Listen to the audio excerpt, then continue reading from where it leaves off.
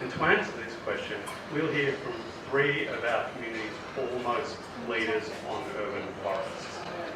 They'll tell us why urban forests are important, what we need to have an urban forest, and how we get there from where we are at the moment. Cool. I wanted to start here and also mention that biodiversity is almost always a sort of intended or implied beneficiary of urban forest strategies. But how do we actually achieve those outcomes in the nitty-gritty? Often I see a lot of energy put towards, by the community in advocacy, put towards getting good outcomes for biodiversity, but I often see it fall apart through the process. And so this is hopefully going to be useful for some of you who want to advocate and see these things through, but also enact some of that advice in your garden potentially. And of course we're on Boonwurrung land here, and they cared for country for a very long time, and now it's up to us to care for country. And what might that look like in our context? It's a tough and complicated question, but I think it's a really important thing to think carefully about. And starting here, I took this photo about a week ago on a patch of land that is in an earlier state than our home environment. It's actually yet to be developed, but the tree that white goshawk is sitting in has a blue spot on it, which means it's set to be cut down pretty soon, as are hundreds of trees all around it. It's going to be a retirement village very soon, and it's incredibly sad. And the view that those residents in that retirement village will get when they look up at the same place that we're looking at there is that, which is a very, very sad thing, and I think a needless situation as well. On that same block, it's just been removed, but there was a drooping she oak, which is a local plant for here, and on it was a drooping mistletoe, which is a very specialised plant that lives in the canopy of other trees. And for a drooping mistletoe, it's only got a handful of potential hosts that it can actually grow on. And how did it get there? It was dropped by a mistletoe bird, which eats almost nothing else. And the seed of drooping mistletoe is so sticky that a mistletoe bird has to actually wipe its bum on the branch to remove it. So it's no accident that that mistletoe ended up there. And then you can see the caterpillars of spotted Jezebel butterflies, which live on just a very small number of local native mistletoes. And there you can see that beautiful butterfly there. A super intimate relationship across many species there, because they've co-evolved. They've been living together for thousands, hundreds of thousands of years. And that is very normal in nature. It might seem incredibly well specialised, but it's normal. And here you can see the imperial blue butterfly caterpillars being attended by Iridomyrmex ants. And what I mean there is the caterpillars go about their day feeding on, they prefer black and silver wattles locally, and particularly young trees. That's what their parents are looking for when they lay their eggs. As they go around, they are protected from predators and parasites by these ants, and the caterpillars can actually produce a range of sounds and smells that tell the ants exactly what they need. But to have that situation, you need that particular plant at that particular age to be there, and you need those ants there as well. And I'll say it again, this kind of specialised interaction is actually what nature is built from. It's millions and millions of these specialised interactions for the most part. This is the rule, not the exception, although it might seem amazing. And that's the adult butterfly there looking for a spot on that wattle. Here's another one taken locally, a pallid cuckoo that was passing through. Thank goodness there was a drooping she oak there on the Elwood foreshore, because it found one of its favourite foods. Pallid cuckoos are a specialist at eating furry caterpillars, and they do so by, they can handle those irritating hairs by actually removing the lining of their stomach at regular intervals to get rid of the hairs. One of the few birds that can eat those caterpillars. And that is not just any caterpillar, that is a she oak moth. It's a It's another specialised critter that is only there because there's the right tree. And caterpillars, I wanted to point out, they're a really good kind of indicator, or I suppose benchmark, for how an ecosystem is faring, because, well, we pretty much all, I assume, know that invertebrates are pretty important. Someone once said they're the little things that run the world, but if you were to narrow it down, caterpillars are transforming more plant tissue into animal tissue than any other group of animals on the planet. So they are the most important linkage in terrestrial ecosystems, because those plants are producing energy, but if it's not going into an animal, then it doesn't cycle through the food web, it doesn't cycle through an ecosystem. You've got a dead end in the food web. So caterpillars are particularly important, and there'll be a bit of a theme through this. Now, all those specialised interactions that I mentioned that nature is basically built from, what do you think happens to them when we do this to the landscape? They're gone, virtually destroyed. And it might look lovely and green and probably cool under there, but unfortunately it's a green desert. And I think it is entirely possible to achieve all of the outcomes that we want to achieve in terms of aesthetics and in terms of microclimate outcomes, while also having a high portion of indigenous plants back in the landscape. So we're going to talk about that. Now, a bit more on why it's a green desert. Well, there was this study in the US. It's the best we've got. We don't have equivalent studies here yet, hopefully soon. But it looked at the species richness of caterpillars in native hedgerows and in invaded hedgerows. That means is occupied by non-indigenous plants. The species richness was reduced by 68%, which is pretty significant if you think of all the things that are in there looking for caterpillars to eat. The abundance went down even more, 91%. But then the real hit in terms of if you're, say, a bird looking for food, have a look at the biomass of caterpillars in non-indigenous plants versus native plants. It's a 96% reduction. It's basically an untenable situation for a lot of species. And that's kind of what we've replicated everywhere. And the reason for that, I've probably covered it enough, but this is a useful quote.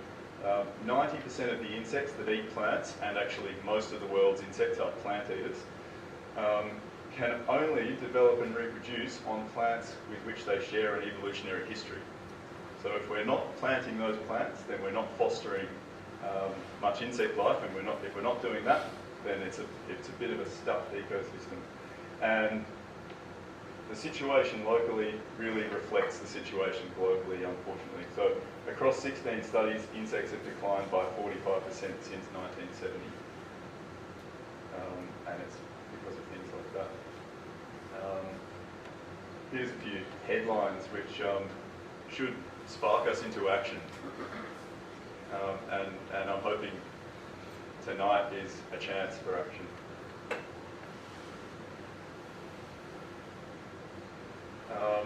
But you might say, why are we in a biodiversity crisis if we've got reserves there to do the job of protecting biodiversity for us? This is a local reserve, a beautiful heathland sanctuary, which I've visited many, many times. It is fantastic in its own right, but you can kind of see the problem. It's self-evident. And that's a small reserve, but believe it or not, the same problem besets all reserves. No matter how big they are isolated in islands. And if we're not going to acknowledge the needs for biodiversity in all the places in between, they will remain islands. And what happens to islands of habitat? Well, thankfully, nature had a long-running experiment before us Europeans even got here. Pristine habitat in many respects, French island. Fantastic habitat for a range of native species. But just by its isolation, even though that is a huge piece of land, you would think that would be like an ark for biodiversity. If that was a national park, you'd think it's pretty all right. But have a look over time, the things that French island lost before we even made it here, just by its isolation. Lace monitor, southern brown bandicoot, long-nosed bandicoot, swamp wallaby, Tasmanian pademelon, spot-tailed quoll, eastern bettong, powerful owl, marsh owl, all of these species missing from perfectly good habitat purely because of its isolation. And that situation is actually what our entire reserve system the world over is based on. And that's our hope for saving biodiversity, unless we step in the places in between, which is something we absolutely can do. So we need to find ways to connect up the landscape. We desperately need to do that, and this seems like the perfect opportunity, talking about urban forests. Now, another reason that the reserves are beset by problems is we're very selective about where we put them, and it doesn't tend to be in the places where biodiversity needs them most. So have a look at the distribution of booboks there across Australia, super widespread across a range of habitats, but avoiding that little kidney-shaped part of the western part of the continent there. And you'll see that pattern repeated again and again. It's a particularly impoverished part of the continent for fairly obvious reasons. It's very, very harsh. There's even more species following that general pattern. So if we were creating a reserve system that was representative of continental biodiversity, we would be putting it in those blue areas, but instead it's the reverse. And that happens at a small scale too. So the most productive land, the big rivers, those sorts of areas, which are really, really useful for biodiversity, are the same places that we centre our cities. And that means that we are competing for the same land for the most part as wildlife. Which means if we're going to save wildlife, we've got to find ways to live with it. And not just have it survive and hang on in little pockets, but actually thrive in our environments that we've presented with. We've got to let go of the idea that humans and nature can be separated. As long, I think anyway, as long as we keep trying to separate it out, it's going to get an insignificant amount of land that is not adequate to sustain it. So it's not just good for us, but it's also critical for wider conservation that we encourage life into our environment. And wildlife is trying really hard to hold up its end of that agreement. This pobblebonk had actually surfed 8 kilometres down a stormwater drain from the nearest population. Well, not one of the nearest, but a population that's connected by that stormwater system. Likely come all the way from Karkaruk Park, which is a fairly substantial population. They're now locally extinct in the city of Port Phillip. Believe it or not, the last population survived around a leaky pipe next to a sport oval. They're not hard to accommodate. When that leak was fixed, they went locally extinct in our municipality. But they are still coming down those drains from far off populations, and they're finding no usable habitat. Bird migration is another one that should get us thinking. Again, in the US, there was an interesting study looked at tropical migrants that head to temperate areas during the boreal summer, and they found that the breeding success of birds on migration increases. So those that stay put in the tropical areas that are stable all year round and are full of competitors, they tend to raise 2 to 4 young on average, whereas those that migrate tended to raise 3 to 6. And that's the difference that justifies all of that effort for those little birds, flying those enormous distances, a lot of them dying along the way, is the reward in that there's a lot more food available to them when they arrive in the temperate zones. And that is now being questioned as to whether that's still the case because of the changes to those landscapes. So it is possible that migration for a lot of these species is an anachronism now, that those benefits are no longer there awaiting them, but their evolutionary history still tells them to migrate. That's something that we should work at fixing, because that's very sad, in my opinion. And we're seeing a similar thing happening here. So I'll actually skip back and just mention quickly Rufus fantail. This was taken in an Elwood backyard by Andrew McCutcheon, if any of you know him. Is that right? I think so. Anyway, and it's a bird, rufous fantail, which lives during the winter as far as Papua New Guinea, but at least far north Queensland. And they're travelling through our landscapes. Recently, this is just in the last week, I've been seeing people reporting them moving through. At this time of year, they're heading north. They're trying to get back up to far north Queensland and Papua New Guinea, and they're coming across our environment on the way through. There's one in ACDC Lane and another one somewhere in the city of Bayside. And the prospect for these birds is probably pretty poor. You don't often see rufous fantails hanging out on the ground.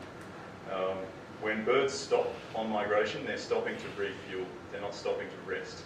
They need food desperately, and our environments are not providing that food for them anymore. This is a bird that should have been breeding locally. It shouldn't have just been on passage through our area. It should have been breeding in the gullies. Here's another one, painted button quail. This is in my friend's backyard in Elwood. The amazing thing is we still have incredible birds and other wildlife falling out of the sky, raining down on our landscape, and that is a very precious gift which we shouldn't take for granted. That means that there is still a window of opportunity to turn things around. That means if we did something, there would be a response, but that won't always be the case, and we should take advantage of this situation. At the moment when things like this land here, they don't find the habitat to sustain them for any length of time. But it'll take seeing urban environments in a new light. So some of us might have a hard time actually imagining how wildlife fits into a space like that. But actually wildlife is far more pragmatic. As far as they're concerned, all those buildings might as well just be boulders. You can ignore them, but it's what's in between that's important, and that's where we're falling short. That's where we can make big improvements. Now, also, in terms of our sense of place, I'll actually just go back one moment and say the cities all over the world, the cars all over the world sound much the same. But the birds can tell you a bit of a deeper story about where you really are, a story that goes back millions of years. And a lot of us won't even know what we're missing out on, but it's an incredibly joyous thing to work on bringing it back. But more on that sense of place, does anyone recognise this part of Melbourne? Yeah, exactly, but it could easily, if you looked at the trees and the plantings, but well spotted, it is London. That's taken from the top of one of those double-decker buses. But largely our plantings are emulating that, which is a great shame. This is a part of an integral part of the character of Melbourne, just as plane trees are.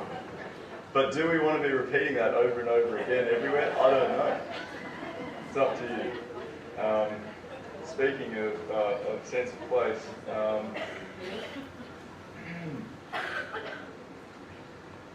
when we plant what we call natives from other parts of the continent, they behave ecologically much the same as those plane trees, for example, that we brought from overseas.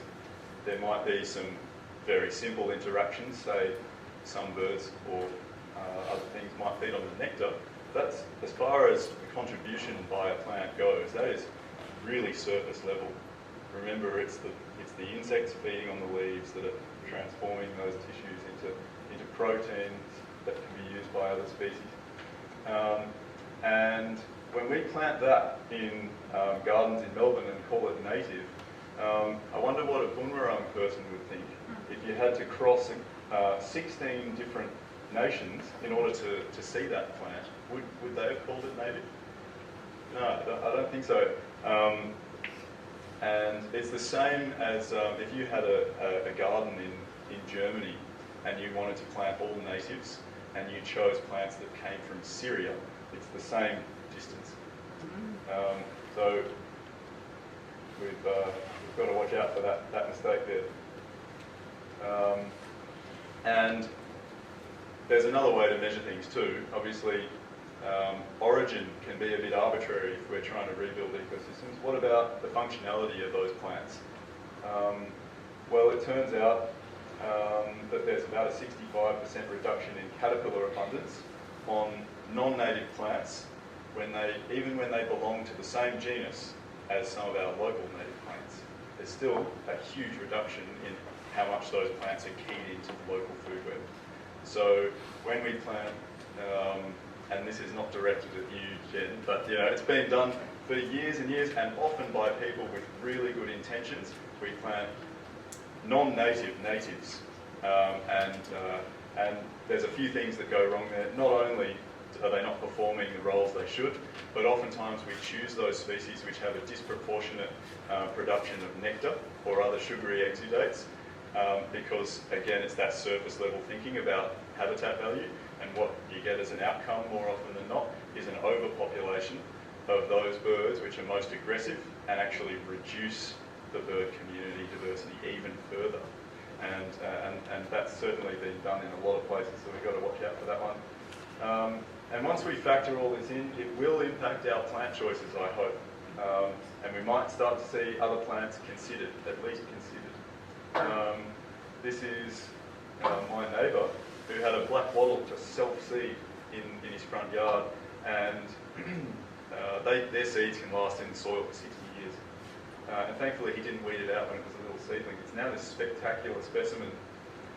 And during the Black Summer fires and after, for weeks on end, we had flocks of yellow-tailed black cockatoos landing in that tree. It's the only one for half a kilometre around. Somehow they recognised it, knew it was a food plant, because there are grubs that live under the bark of those trees that they like to feed on. But it's also important for a range of reasons. It's a standout in terms of that food web contribution. It's associated with 2,000 invertebrate species in Melbourne, and up to 700 species have been found on a single tree. So a black wattle, might be a short-lived tree. It might only live 20 years if it's doing well. But in that time, it's hosting more biodiversity than every plane tree in Melbourne will for the next 200 years. It could easily be said. So if we're factoring that in, maybe we can put up with a short-lived tree. It's also an extremely fast-growing tree, is the flip side of that. More moths and butterflies than any other local tree, more mistletoe species than any other local tree, and a food plant for sugar gliders, which are a locally extinct mammal, but if we had the right trees in the landscape, they should be quite adaptable. In fact, where you do have the right trees in urban areas, around Mount Eliza and in some of the inner northeast, there are sugar gliders surviving and just gliding over the rooftops as though they were in any other forest. Here's London again. If anybody was wondering if maybe our local indigenous plants just aren't up to the task of being street trees, well, there's a silver wattle in London looking amazing when all of their deciduous trees are looking dead. I would like that. I would like to see that, even if I wasn't thinking about wildlife. That's a pretty tree that I think we should be using more, and it's almost equivalent to black wattle in terms of its ecological contribution locally, but longer lived. So maybe it's got its place in some areas where we can't use black wattle. We're still planting things like this. So very similar in its ecology. It's an early sort of succession colonist, this plant, but it's silver birch. We could be swapping things like that out for silver wattles quite easily. Blackwood as well. This is a really long-lived acacia. Doesn't have as many insect associations, but still far and away more than actually most indigenous trees, and also obviously all non-indigenous trees. And here's one looking absolutely beautiful on this narrow street in San Francisco. But we're not planting them very often here. They've recognised the beauty and the use of these trees. Ironically, that's not going to be doing a whole lot for biodiversity over there. And here's one that I photographed. They can get to a really substantial size and cast beautiful shade. Here's drooping she oaks used in Torquay, another fantastic shade tree. Drooping she oaks are probably second to black wattle as amazing producers of insect diversity. If you watch birds on migration, particularly smaller insect-eating birds in our local area. If you're anywhere near a sheoak, you will see it's like a magnet for things like grey fantails and brown thornbills. And it's not producing, critically, a whole lot of that nectar. It's counteracting that issue that we've been sort of fostering since the 70s of planting showy natives. And I should say, if I've got time, just briefly, insects and seeds are a resource used by birds, but they're not a resource that can really be defended. Nectar has this tendency to foster aggression because it's a reliable resource. Once a bird has drunk some nectar from a flower, it knows that if it can defend that portion of a tree or that tree, there's going to be more nectar on the way. You can't do that with insects and seeds. So there's a vast array of birds locally that are specialised in eating insects, and they live together quite happily. Here's a lightwood, fairly recently planted, another really fast-growing one. Tolerates a bit more dryness than blackwoods. Oaks and black wattles, they occur on the sunny north-facing slopes of the Yuyangs. They'll be all right through climate change in our environment closer to the coast, at least for a fair while. And there's a black wattle. You rarely see them planted as a street tree, but here it is.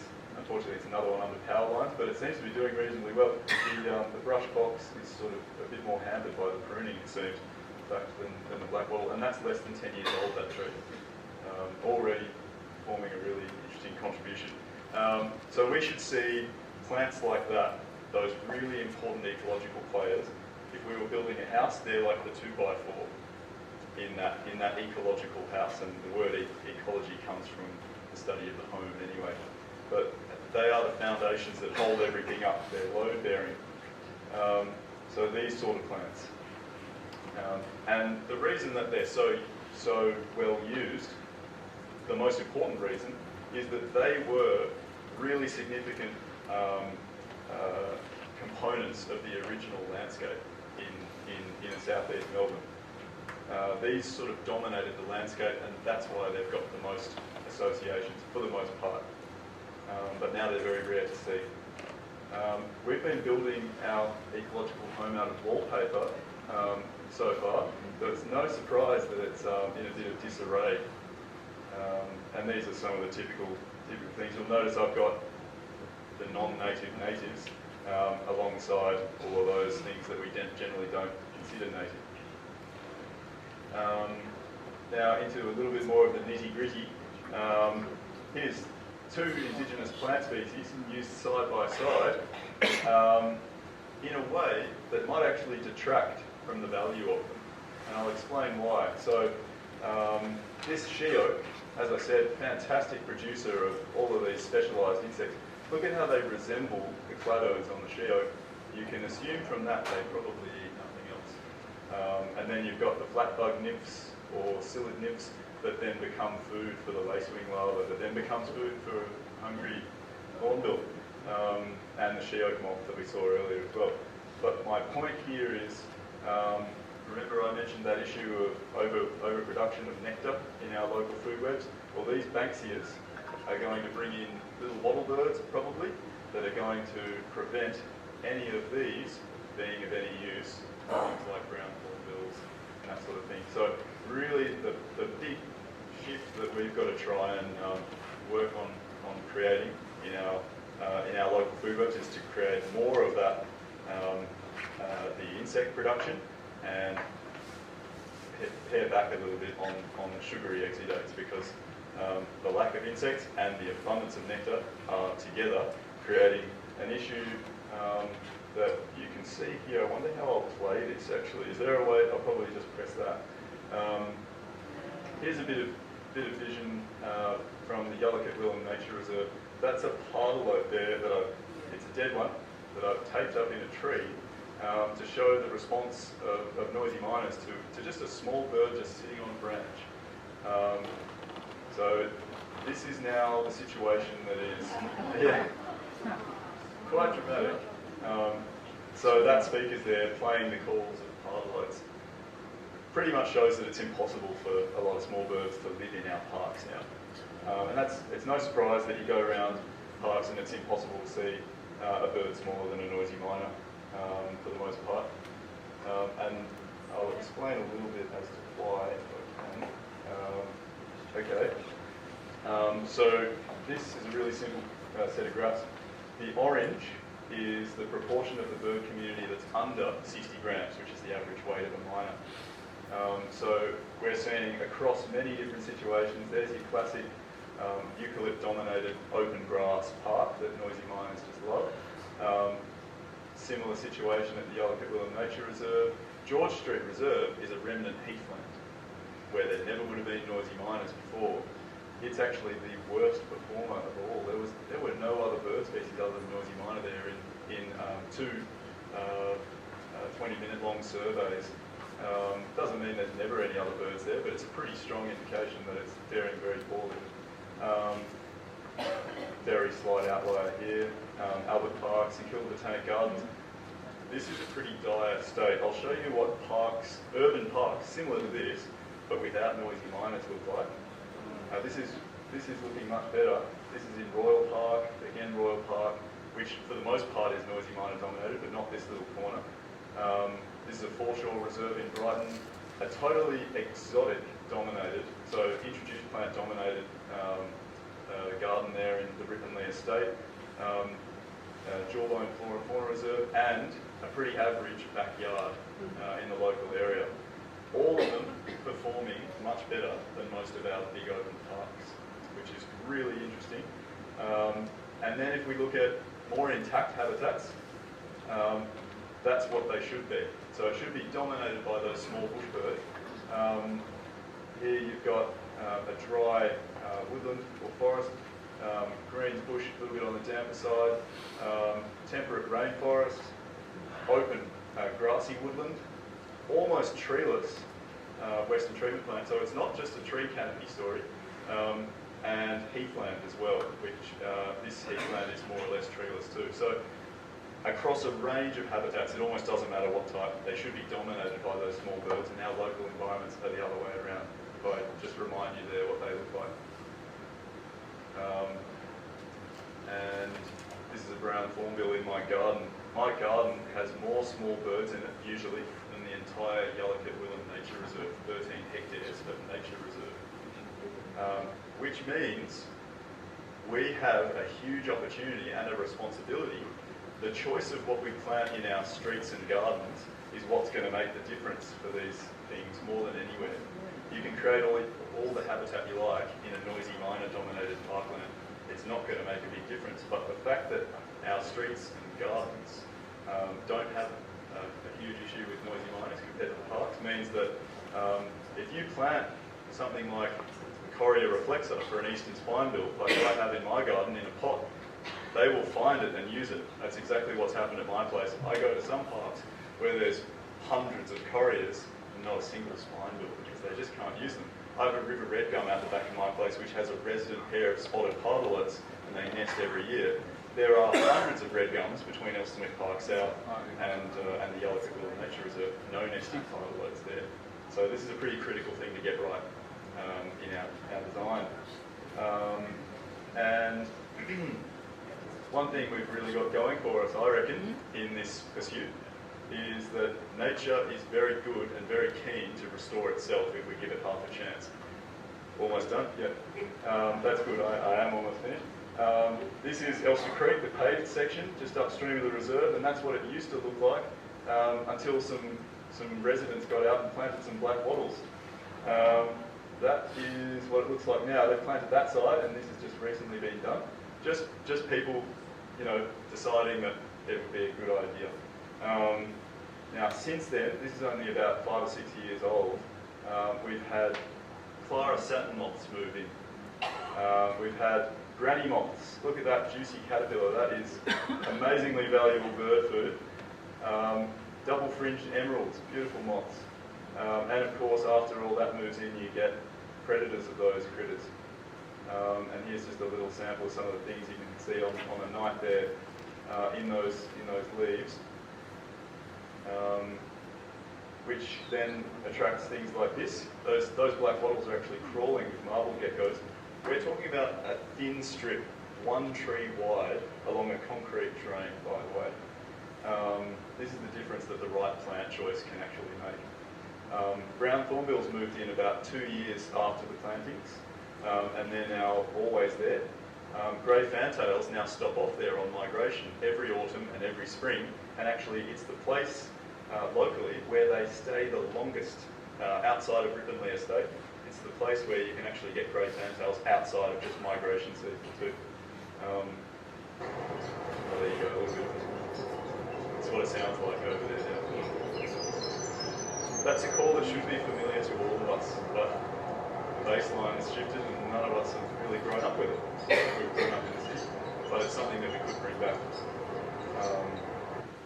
Golden Whistler. I found a golden whistler in there recently, which is a really exciting turnaround.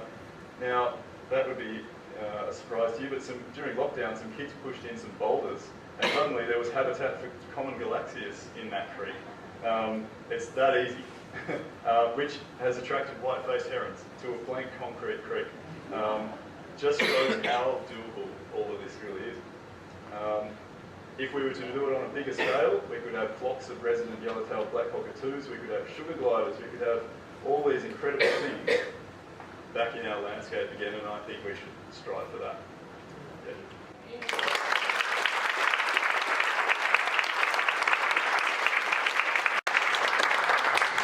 Thank you all.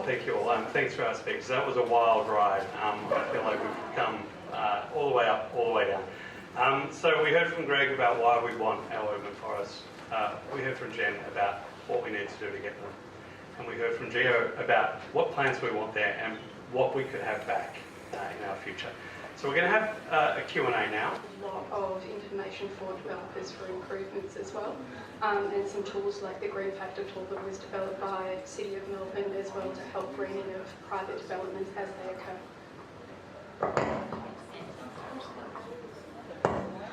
So what we need to do is we need to look at the range of incentives and really think about what works best. What works is a range of kind of sticks, carrots and tangerines essentially. So yeah, so if you wanted to, when you're looking at feedback for the urban forest, tell us about what incentives would work for you. We'd love to hear that.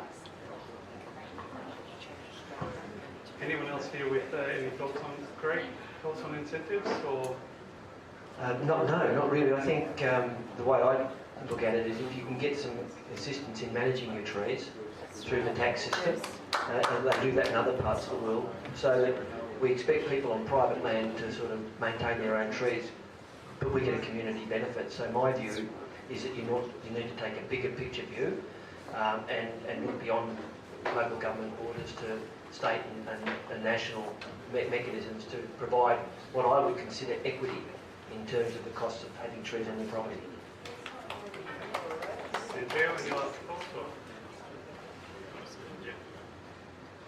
We're on. Magic. Now, I know we only have Jen here for 15 minutes, so we're going to front load the questions for Jen, and then we can widen out as we go. Andrew. Hello, this is for Jen. Sorry about that.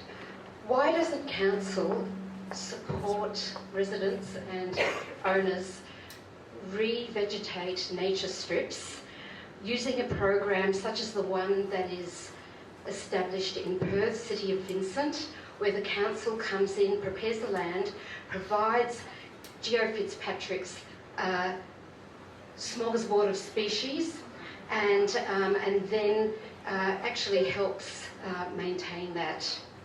That's a proposal I've actually submitted to council, had absolutely zero come back on that. Okay, so that's a really great question. Thank you so much. So what we've done, we've got nature strip guidelines. We also have a community greening officer who's available to assist people in advice on nature strips. We're developing right now some documents which have plant lists that are really good to provide on nature strips. The other thing we're looking at is more nature strip creation as well. So we've got a footpath renewal program which renews our footpaths when they come to the end of their kind of useful life. And as part of that program is we're working out how we can basically make less asphalt and more nature strips. But that needs to be in conjunction with the residents of the streets themselves, because we need residents to be assisting with the maintenance of those nature strips because council, it's generally in Melbourne and really throughout Australia is that nature strips are generally maintained by residents more than councils, and so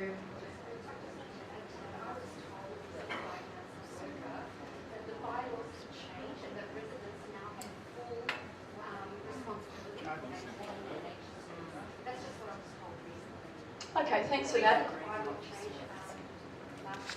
Yeah, we did have a local law review kind of within the last 12 months. But yeah, look, generally residents maintain nature strips. That's pretty standard across Australia.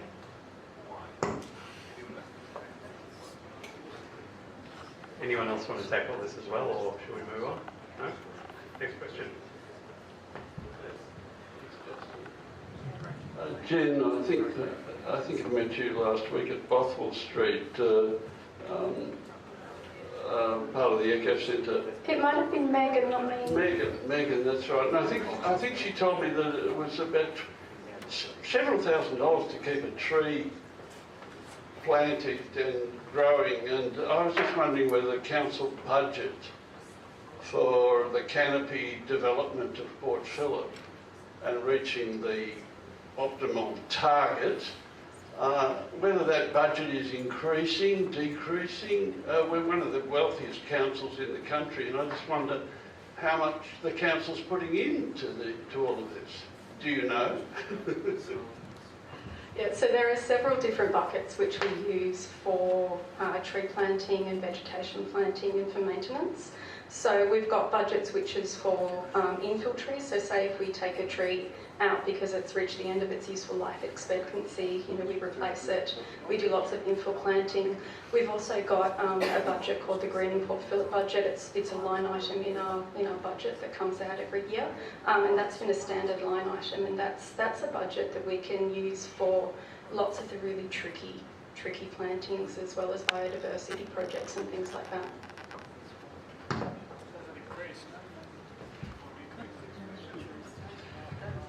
For Jen, can we improve the selection, planting, watering and formative pruning of trees to help increase canopy? And is the City of Port Phillip considering a pilot undergrounding of power lines to see whether that actually costs less in terms of ongoing pruning of trees and creates a net benefit for property values? I'm going to pass over to our head arborist, Shane Hall, who's in the audience to answer some of these questions. Thanks, Jen. You've raised exactly the kind of things we've been doing for the last couple of years in species diversity and planting opportunities, and totally rescoping how we've been doing things. I've been here 22 months now, and it's been one of our action items. And we were a little bit siloed a while ago. Sorry, we were probably a little bit siloed a while ago. Bit of COVID, bit of change in staff. But we're working really hard to be collaborative and look at those aspects that we're hearing very strongly from the community. I'm really keen to work with the team across council. We've got some good ideas being massaged a little bit by community input, but I think we're going to be making some really good inroads over the next couple of years and seeing some really good changes to our practices. Yeah. The second part of the question, undergrounding. They're not our power lines. We are strongly encouraging all developments, I suppose, yeah, so we're strongly encouraging significant developments to have undergrounding the power lines out the front of their developments, and you're going to be seeing a fair bit of that through the Fisherman's Bend project, which is going to give us better chances. But that's, I suppose, the funding. Roads, yep. Including the airspace and yep. what the ground underneath, yep. So they're existing in your property. Yep. Well, I'm happy to spend your money in many different ways, but we can only do so much with so many different things, and power lines. Yep. Yeah, no, that is. Yeah, so it is an absolute net benefit. So when we look at undergrounding power lines or electric bundle cabling, it costs $20,000 a span. So it's quite expensive. we look at prioritising where we can do that, but we also need permission to do that from the power companies as well. So the choice is not all ours. With undergrounding, the Victorians have basically been sold a pup on this, because what you look at, you always hear that it's too expensive, but they only talk about the installation costs. They never talk about the reduced maintenance costs, which was mentioned before, and they don't talk about the other benefits. And as a consequence, this should be an issue of major concern. It shouldn't really be dealt with at a local government level, because it should be happening right across areas where population numbers are high enough. And the interesting thing about this, I'm very optimistic about this, because ultimately the dollar speaks, and what's going to happen is every time there's a storm, there'll be people without power for a week. They put the old lines up and they get blown over again, they put them up again, they get blown over again. Well, eventually someone will work out if you keep doing the same thing and you expect a different outcome, you're bloody stupid, okay? And that's what we've been doing. So you've got to look at the big picture here in terms of undergrounding services. It's not as easy as you might think, because the space below ground is actually being fiercely contested. And in some places, because of the blocks of land becoming so small, companies, water distribution companies, for example, which used to put their sewers and stuff at the back of the property, are now putting it at the front.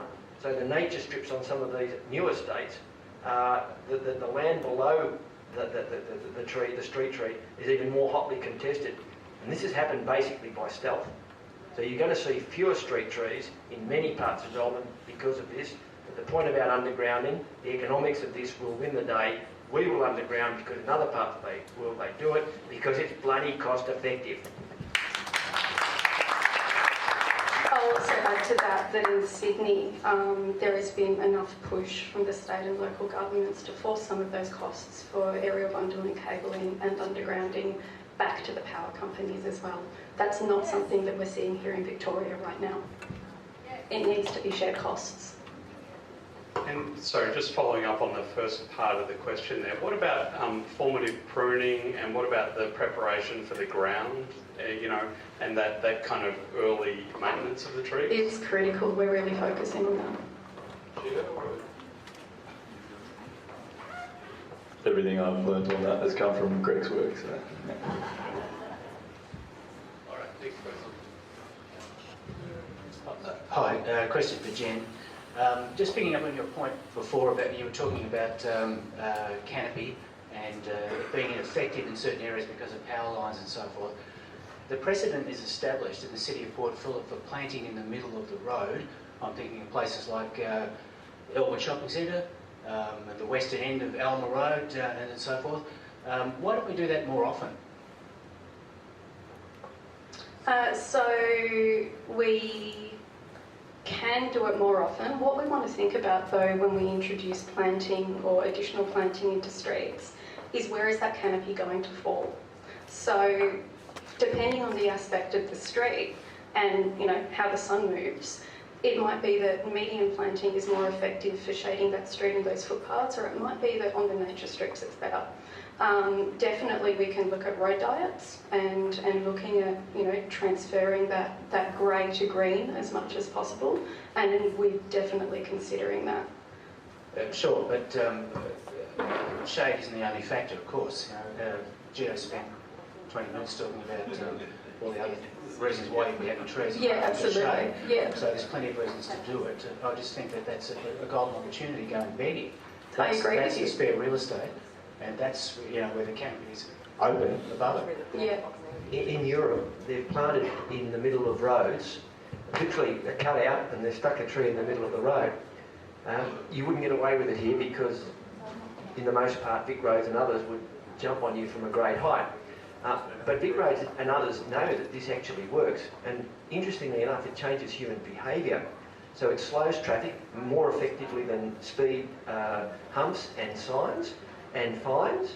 So it's a very effective way of sort of getting some of the things we want in terms of a green environment, but also getting outcomes in terms of safety, safer access for kids to streets and all that sort of stuff. But we won't do it here because many of those organisations are so strong in their engineering-dominated framework, they're not prepared to consider other paradigms. And we're a long way behind in this. All right, thank you. Next question. This is a question for the two of us. We seem to have the same question, which is why aren't we thinking roof gardens and vertical gardens? There's not enough space, especially with development in private property now, removing trees and making McMansions or whatever. So the land and the availability to plant trees is challenged. So, I mean, European countries like Germany and France have had roof gardens in big cities, which combats the heat island effect that Greg was mentioning and helps with the biodiversity that Gio was mentioning. We've got to think just beyond the trees, but have small shrubs and grasses. We could be doing that. Is this a question? So what would it take? What would it take to get that? Yeah, so the most roofs that we have is private development. So what we have at the moment is we've got agreement with the City of Melbourne to utilise their Green Factor tool. And what this tool does, you can look it up online, is that it looks at what a tree equivalent worth of green wall and green roof would be. So say if you've got, like a large tree or two large trees, say if your development or if the planning scheme allows you to develop from boundary to boundary, so there's no space for trees anymore, what is the equivalent green roof and green wall you need to provide that will give the same benefits as that tree? And so we are having a bit of a soft launch of that tool at the moment and introducing it to developers with our municipality. City of Melbourne have just introduced it and put it into their planning scheme, so now it's a requirement. The other thing that we have to remember as well is that it's not just about regulation, it's about industry keeping up. And at the moment, in terms of green roof and green wall installation and maintenance, our industry has a way to go in that too. Absolutely, the more that we do, the more industry is going to be there and the more prices come down. Thank you, both. Jen, you're very popular tonight. Can you stay for 3 more questions? And yeah, thank you. Thank you. Another question for Jen, I'm afraid, but a bit closer. We recently noticed that a lot of the trees that were taken down past the cemetery up at St Kilda East on Hotham Street were replaced with non-natives. And you mentioned earlier that a lot of your new young plane trees that you've just planted, why are we planting non-natives still? Yeah, so, and totally acknowledge Gio's fabulous talk and the importance of Indigenous plants. We plant trees for a variety of different purposes. Sometimes we need deciduous trees. Sometimes there are trees with different shapes and characteristics that we're looking for when we're choosing. I can say we don't always get it right, but we are improving it. And tree species choice and palettes is really, really important. We've also got cultural legacies and heritage as well, which we also need to consider. I know that you're shaking your head there, but it's a reality that we do have significant heritage overlays, and landscape is a significant part of that. And character as well. So I think that on that, Council can do our part, and we can definitely up our game with Indigenous vegetation. I'm not saying it here now, we can do better. But also it's about community appetite for that as well, because if we change our planting palettes to more Indigenous plants, the fact is that it's going to look different. It's going to provide a different visual environment, and lots of people love it, but there's also lots of people that don't like it very much. So, but just this is the reality, okay? So we're here tonight because we are passionate about the environment and we're passionate about biodiversity, and we want to see a lot of this stuff, okay? Lots of our community really supports greening, but there are some people who really, really like European and heritage styles within our environment. That's the reality that we're in. Just absolutely crucial to the sort of thing that Gio has been talking about. Thanks, Greg. I'll follow on from that briefly as well. So, two subgenera of eucalyptus, Monocalyptus and Symphyomyrtus. there was a study by John Wojnarski, and he found that Cynthia Murtis in his study had 6 times the abundance of lerps. So they're little sugary caps that are produced by psyllids on the leaves, and that's more than anything what drives noisy miner domination, is the abundance of lerps. They have 6 times more lerps than monocalyptus. And I decided to do a tally of planted eucalypts, and this really reflects what Greg's saying. Planted eucalypts through southeast Melbourne, counted 50,000 eucalypts, and 49,962 of those were all of one subgenus, the Cynthia Murtis, the one with all the lerps. Even though a lot of southeast Melbourne would have been dominated by narrowleaf peppermint and silverleaf stringy bark, which fight between people who love certain trees and people who don't necessarily, as long as we're both aiming for a healthy ecosystem. Yep. All right, we're going to wrap through a couple more quick questions and then we'll get everyone home.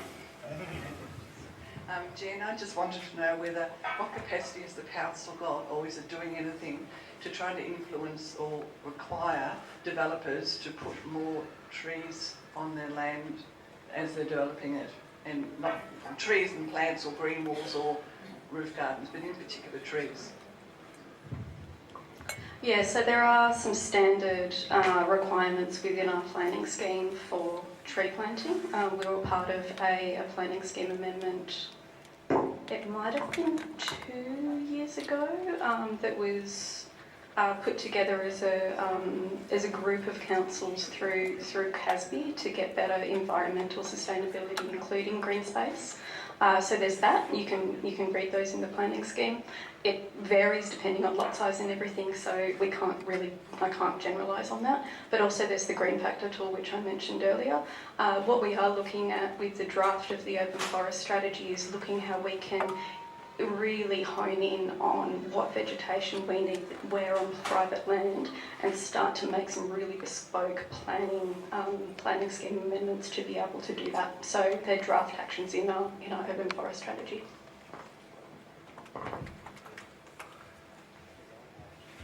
Hi, thank you. The City of Port Phillip write a lot of reports regarding all of this urban forestry, etc., and they put a lot of money into these actual reports. Would it be possible if they could possibly pause a bit of the report writing and spend that money on the trees and shrubs for our area to try and get that 30% canopy? Is that at all possible? Thanks for that. We spend a lot more money on tree planting than we do on writing strategies. What we do need though is data. Data is really, really critical because it helps us keep track of what we've got. It helps us plan for the future to make sure that we're climate ready, to make sure that we're planting the right species, and that actually takes a lot of time and effort. And so planning is critical for our urban forest, but I don't want to see any strategies come through that don't have really sound actions. I want to get plants in the ground and trees in the ground as much as you, but I want to make sure that we're doing it right so that we're successful. Thanks, Jenny. I'm going to jump in with a quick question here. We've got 2040 as the target year. You can't make trees grow any faster. What's our window for getting trees in the ground to get to 30% canopy cover by 2040? I'm looking at Jen sadly, but actually this, what? Look, it's an impossible question to ask. The thing I would say is if you don't have a target, you've got no hope of achieving it. So if you want to go above 17%, you need to have a target. Port Phillip is really going to struggle under the state government planning rules to achieve that target. And your officers know that as well as I do. And if you lose trees on private space, your public available space will not allow you to meet the target. And you can look at what happens in Sydney. There's a Sydney suburb called North Shore where they had 30% canopy cover. So they signed off to a target that they'd already met, and their canopy has declined and declined. Council land, completely covered, no space for any significant tree planting at all.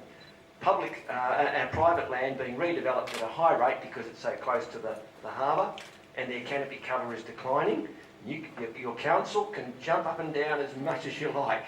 There is no space. The state government controls the development on private land, and you're not going to meet the target.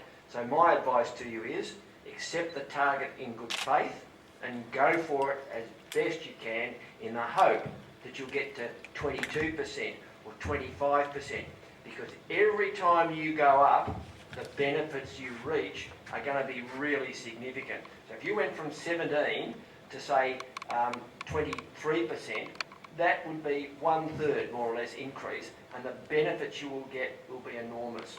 But you are going to have a very difficult task. And indeed, the whole of Melbourne, every council in Melbourne that is under 20% is going to struggle to get to that 30% target, because there's not enough public land for them to reach that target, and they need the private land to get to a 30% overall canopy cover. But aspire to your targets.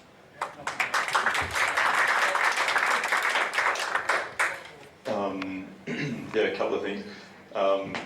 I mentioned black wattle as probably the most valuable plant in our context and what we're really missing.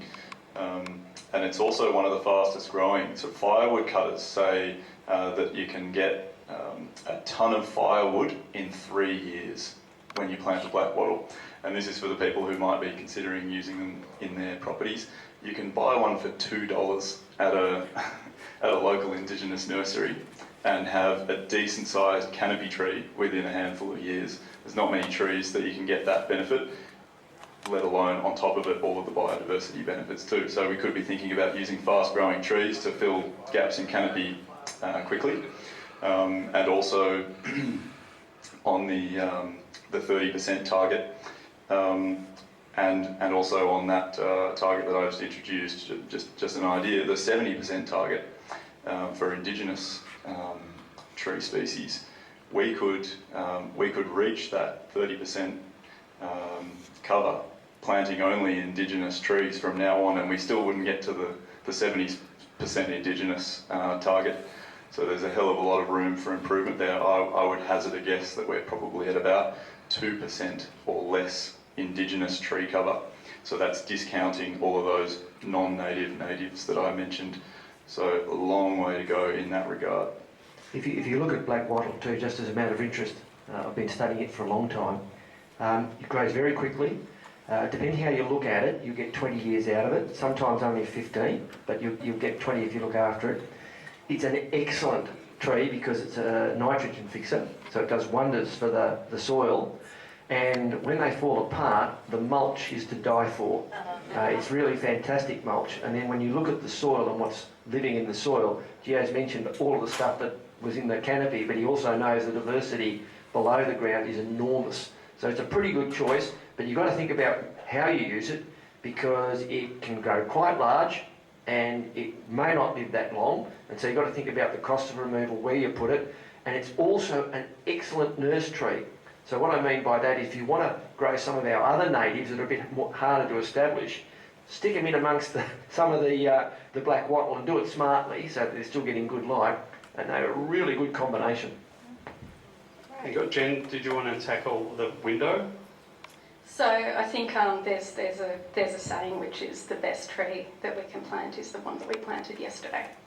So we know that we need to get trees in the ground as fast as we can, but we want to get the right trees in the ground, and also that lots of the sites that we have left to plant trees, they're really, really tricky sites. We've got an underground spaghetti of services, we've got driveways, we've got crossovers, we've got traffic. So it's not as easy as just going, oh, there's a gap, there's a tree. Chances are there's underground conflicts and overground conflicts and sightline conflicts going on as well. And that's just, our urban municipality. Doesn't mean that we're not going to do it and that we're not going to give it a red hot go though. Thank you all. All right, we're going to take 2 more questions and then we're going to wrap up. So here we go. Hi, my question to the speakers, I know our focus is on trees today, generally speaking, but I wanted to hear your thoughts on the value of other plant forms, so ground covers, their role in things like biodiversity, heat mitigation, and even things just like allowing grasses and lawns to be grown longer, there are those effects. But very quickly on that, all plants, any green, is an advantage in terms of cooling and in terms of biodiversity, all of them, okay? If you want the really best outcome in terms of a whole lot of services, you have multi-layered, multi-storey. So you've got your trees, understory tree, mid-story or lower story, and then your ground cover. All of the studies on this have told you that will give you cooler, more carbon sequestered, more biodiversity. However, if you look at trees do things that certain other species can't. And some of that's got to do with size, some of it's got to do with transpirational cooling based on the size and the leaf area. And the other thing to remember is all of this also depends on what's happening below the ground. So if you look at a tree, you've got a shade area of say X, but you've got a leaf surface area of 3 to 4X. Okay, so the surface area of the leaves is much greater than the shade. So if that tree is transpiring because it's got soil moisture, then the cooling effect is much greater than just the shade. It's the shade and the evapotranspirational cooling. So in answer to your question, if you have places where you can put in a much more diverse community, you'll get a much better reward. But even sort of sporting fields will be cooler than non-sporting fields, as you can imagine. And the real villain in this, of course, is if you replace natural turf with artificial turf, but that's not for tonight. Just a quick comment on that. So that structural diversity that Greg was just talking about there, one of the key places where we can get that in is on private land, in private gardens. That mid-story between knee height and say just above how tall I am, on streets and in lots of parks, it's really difficult to include that because of safety, so crime prevention through environmental design. Those sight lines are critically important for perception of safety as well as actual safety. It's important on streets and roads so that our kids don't get run over as well. And so there's limits to what kind of structures we can have in public space that aren't a limit on private land. Gio, got a quick thought? Yes, sure. I'll keep it as quick as I can and stop me if I don't.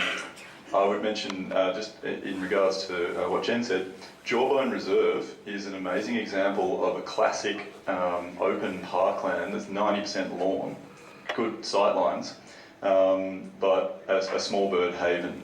And that's because the lower structure in terms of shrubs that is there is extremely high quality structural refuge. In fact, a lot of it is too dense even for people to hide in and do dodgy things. And prickly often as well. So it doesn't harbour that kind of activity, but also it's actually very open in general, but it's effective. So there are decisions we can make around design that get the most out of that understory where we put it in. And also I'd point out that even just that term understory implies there's always something overhead, but shrubs out on their own can be at times even more valuable than shrubs under canopy for various reasons.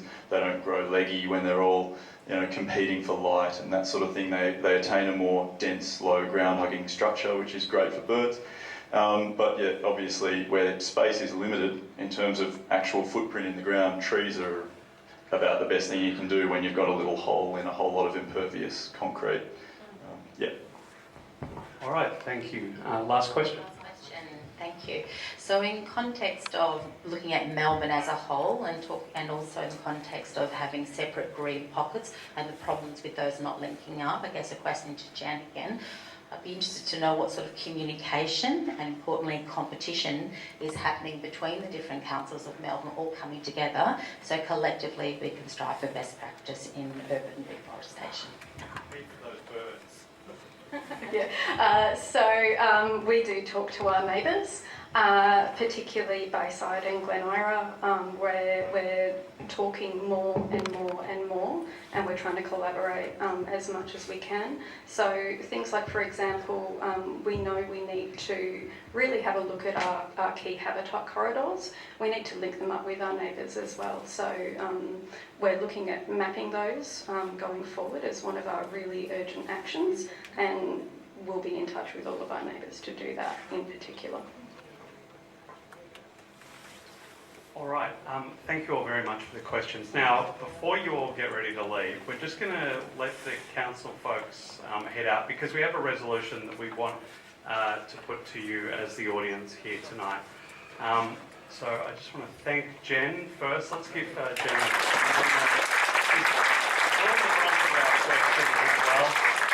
you, Shane. Thank you, Diana. Thank you, anyone else here. Thanks for having us.